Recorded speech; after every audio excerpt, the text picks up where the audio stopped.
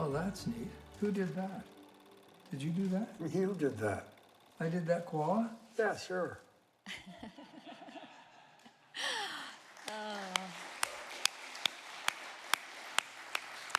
Now it is my great pleasure to invite up to the stage director and producer Allison Reed. And joining us, yes, Allison.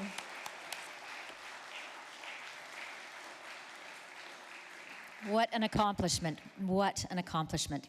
And joining us by Zoom, we have Robert Bateman and Bristol Foster.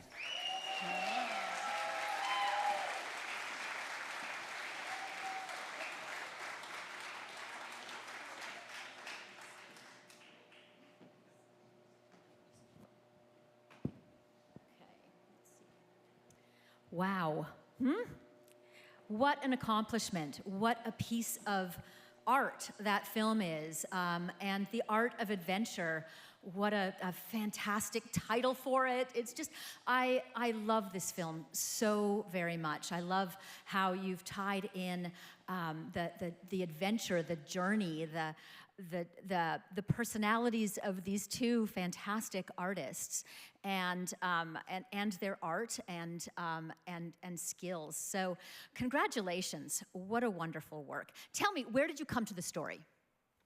So Bristol and Bob are both friends and colleagues of Anne Innes-Stagg, who I made my first documentary about. So she's the giraffe scientist, and Anne and Bristol and Bob were all in the same Can we make that louder? university. I can't. You can't hear? You can't hear Bob? Words. Okay. They'll fix it up in the tech booth. We're probably still working at it, so we'll get your answer, and then hopefully we'll get something from Bristol and Bob. Is Kate? Can you hear it? I can. I'm just going to see if I can. I think I've got it at max. Okay. Thanks, Okay. Kate. Yes. Good to see you guys.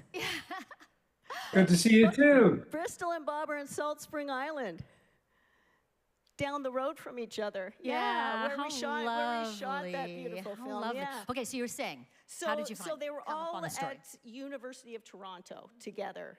So Bob, Anne Innes-Stagg from The Woman Who Loves Giraffes. exactly. So she and Bristol Foster were in the same biology class together. In fact, Bristol and Anne co-wrote the book that became known as the Bible on Giraffes. So Bristol went and studied a subspecies of giraffe that's from Kenya when he was teaching there, and Anne and he put their information together, and two Canadians were the pioneer, giraffe scientists of the world. Yeah, and Bob, I hear, well, Anne refers to him as her first boyfriend. Oh, there you go. But apparently they never got to the kissing stage. Is that right, Bob? I took Anne to a dance once. So the magic of having come upon this story. You told me a story earlier about going to visit the two of them on Salt Spring Island and having this conversation. Tell us a little bit about that. Yeah, so my partner Cheryl and I were vacationing on Vancouver Island, and it was always a dream of hers to go to Salt Spring Island. So we were staying on a yurt in Salt Spring Island, and I knew that Bob and Bristol lived there from making the documentary. So I had reached out to them for pictures while I was making The Woman Who Loves Giraffes. So I thought, how could we be on this island and not invite them to go for a coffee? So I emailed them, and the next thing you know, we're all having a lovely lunch at the Bateman's beautiful house and studio with, Bob and his wife Birgit and Bristol and his wife Libby. And I was hearing about this story and was just blown away by it and by the, all the material that there was with which to tell the story. It's incredible. So let's talk about that story. Bob, Bristol, you both have this, had way back in the 1950s, this incredible drive to express yourself visually. And so, Bristol, you were the filmmaker, and Bob, your sketches, your drawings, is this the beginning of you discovering that you were an artist, both of you? Well, I could start since I'm older. I always did art, but all little kids do art. But I got serious when I was 12. I went home from school and did art every day. And I always said was never really a loner. I always had a little group of neighborhood boys that hung out and watched me do the art. And so I've been doing art seriously since I was 12. And also I was a naturalist. I had my first bird list when I was 12 years old. So I've been an artist and a naturalist kind of balance going ever since I was a kid. Well, it really helped you get to the 10,000 hours that they speak of, right? And Bristol, the filmmaking in this was incredible. The framing, the times when you got out of the Land Rover and walked down the road and let the Land Rover go past you in the mud. And that forethought, the filmmaking. Had you been doing that a long time prior to this, or was this the start of that for you? Well, this was almost the beginning. I'd done it at Churchill, Manitoba, where I was up there studying mosquitoes one year with Bob, actually. And I was testing out the 16-millimeter camera on the huge variety of life up there at the edge of the tundra. And so I was used to the camera, and I just wasn't used to so many things to photograph as there is in East Africa. Excellent.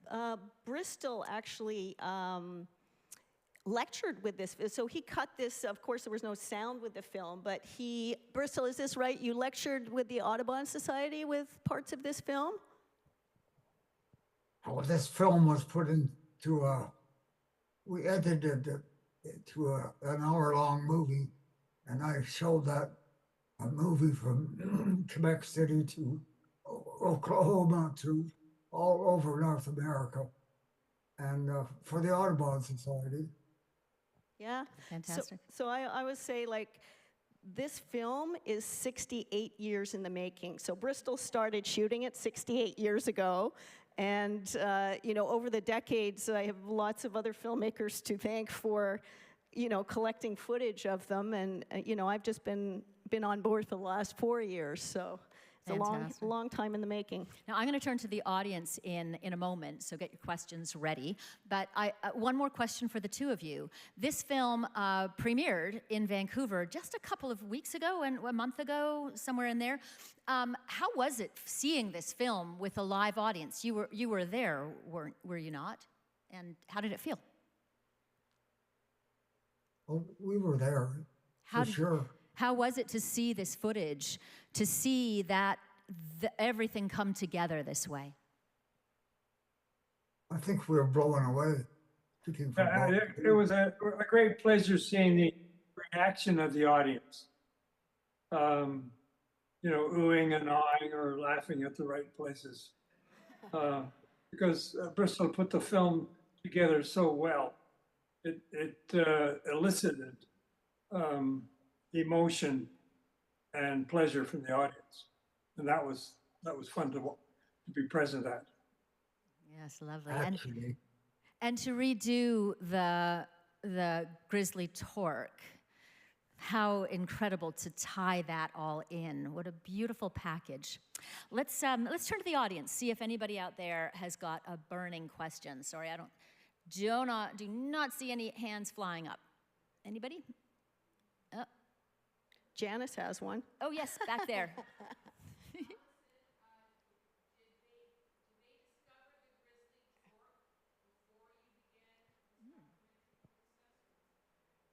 Yeah, that's right. So, I couldn't hear any question. The question was, did they discover the grizzly torque before the start of the filming or during the filming, the filming of Allison's, this particular film, not the original? So actually, I'm not the first filmmaker to try and get an incarnation of this story out. So the grizzly torque was actually rediscovered in that field in Merritt, BC in 2014. So as a filmmaker named Bill Weaver who filmed that footage, and he was so generous and kind to, facilitate us acquiring that footage. So yeah, that all happened before my time. Can I just interject to explain to people, the word grizzly torque may not mean anything to people.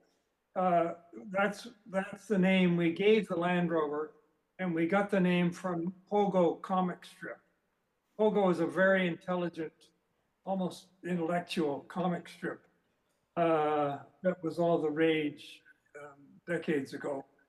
And so I can't remember actually how the word grizzly torque came out in Pogo, but it seemed to definitely fit the Land Rover because it was quite grizzly and it had excellent torque. There is a picture of the Grizzly Torque in Pogo, and it looks like an old bus. Things falling off it, much like our own Grizzly Torque. It was a bit similar to the comic strip. Yeah, that's one of my favorite parts in the film, when you guys talk about naming the Grizzly Torque. And I have a nice story to tell about that. So it took us a long time to track down the rights to use that comic strip in the film. And it's actually owned by someone in the States. And when it came time to negotiating the license deal, they said, we want to have goodwill with Canada, so we will allow you to use that for free. Oh my goodness. Yeah, that is right. That's true. Something about filmmaking that we don't often think about are those details of, I mean, as a viewing audience, when we're watching something so immersive and that just pulls you in, you've got all of those pieces of music you had to get the rights for, and of course you had to get the rights for that comic. Were there other elements that you had to also? Oh yeah, Tell us about there's a whole list, but thankfully a lot of that came through Bob in Bristol, like all of their beautiful slides that they took, not only the film footage, but Bob's artwork. I mean, it was just wonderful. Your photography was phenomenal from your trip. The trip was incredible. And Bob, the way that this trip impacted your entire career, how long, what stage did you evolve out of the African animals? Because I know you did a lot of work with African animals, but then I've seen a lot of your work with North American animals too. Well, I actually started my art career as doing art that sold at a gallery in Nairobi. Bristol was doing wildlife research in Kenya and East Africa, where Nairobi is, and I was over there, enjoying the wildlife, and the main gallery. Kenya was a British colony back then, and the main gallery was called the Fawnville Gallery, whose name was Roberta Fawnville. She ran the gallery. And that's where, when I actually had my first show of my career, which was of African animals, which went on to be shown at the Fawnville Gallery for sale. And they sold out instantly. And there was a whole bunch of collectors, most of them American, but some Canadian and British collectors, maybe some German too, who then had heard of me through seeing my work in the Fawnville Gallery. I was a high school teacher in Thornhill in Ontario. And so suddenly I was selling art in a little gallery in Nairobi and teaching high school. And at one stage, eventually my art was bringing in more income than my teaching was. And I was the top category of teacher, category 4 honor geography teacher. And I figured somebody out there is trying to tell me something. And maybe I didn't have time to teach anymore. And so I went into full-time art way back then, Wonderful. starting really basically with Bristol and visiting Kenya and the Flonville Gallery. How wonderful. Point of my life. Well, we're, incredibly honored to have both of you be able to come on this Zoom call halfway across the country and tell us a little bit about your feelings about this film and about the experiences of Africa. We're about to run out of time. There's a question in the front, though, that I just 3 rows back. So let's throw to that first.